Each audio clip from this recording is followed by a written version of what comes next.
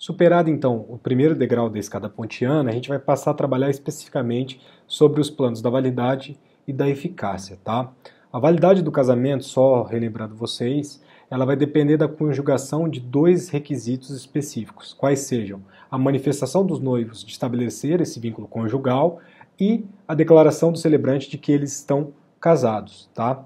O casamento válido, ele é válido, né, quando a manifestação de vontade e o ato da celebração forem válidos, né, quando eles são válidos.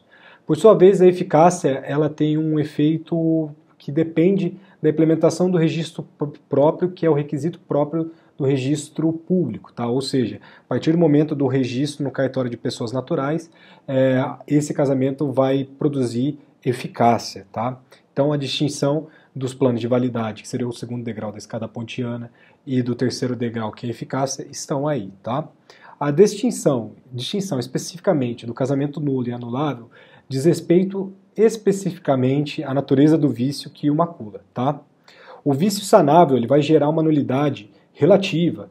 Por sua vez, o vício insanável, por óbvio, vai gerar uma nulidade absoluta, tá? Mas, no entanto, no nosso caso, o casamento ele existe, ele foi celebrado e ele produz efeitos jurídicos, tá?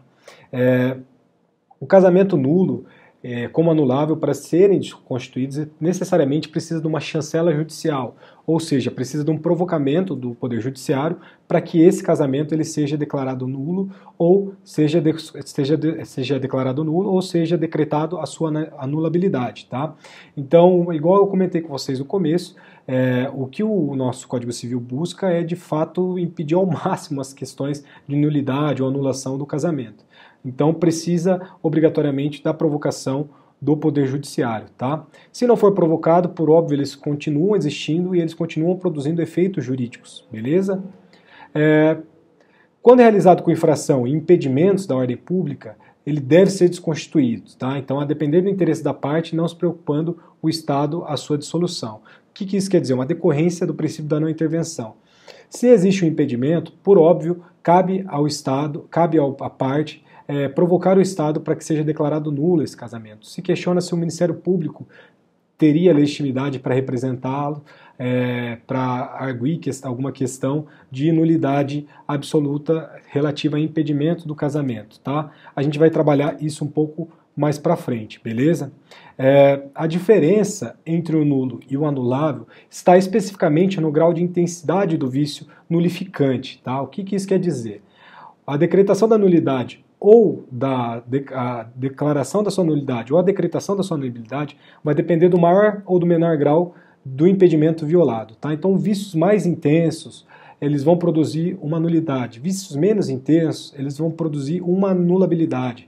Então, o casamento há de ser anulado desde que ele desobedeça um impedimento que estava previsto na legislação. Então, assim, não podem casar, desobedeci, isso vai ser um casamento nulo, tá? Diferentemente daquele caso de não devem casar. As pessoas que não devem casar, esse vício é sanável. Então, esse vício, querendo ou não, ele pode ser suprido, ele pode ser convalidado. Então, ele não vai buscar anulação desse vício, tá? Por óbvio, não se busca anulação dentro dos prazos concedidos na lei. O casamento ele torna-se ígio, né? As máculas eles simplesmente desaparecem a partir do momento que esse casamento ele é convalidado. Essa distinção entre nulo e anulável tem uma aplicabilidade de ordem prática muito interessante. Por quê? O casamento nulo ele vai ser visto como imprescritível, tá? Então a ação declaratória da nulidade absoluta do casamento, ela nunca vai ser prescritível, não vai estar sujeita a prazo prescricional. E essa nulidade ela jamais vai ser convalescida, tá? E a ação ela pode ser proposta então a qualquer tempo pela natureza declaratória desse casamento, dessa nulidade. Já se tratando de casamento anulável, ainda que a lei vai falar em prazo prescricional, a pretensão anulatória está sujeita a um prazo decadencial, tá? Então a ação só vai poder ser proposta observados os requisitos de prazos do artigo 1560 do Código Civil. Então, declarado nulo ou desconstituído o casamento anulável, a sentença terá efeito retroativo, ou seja, ex tunc à data da celebração. O casamento desaparece do âmbito jurídico, em qualquer das duas espécies, seja nulo ou anulável.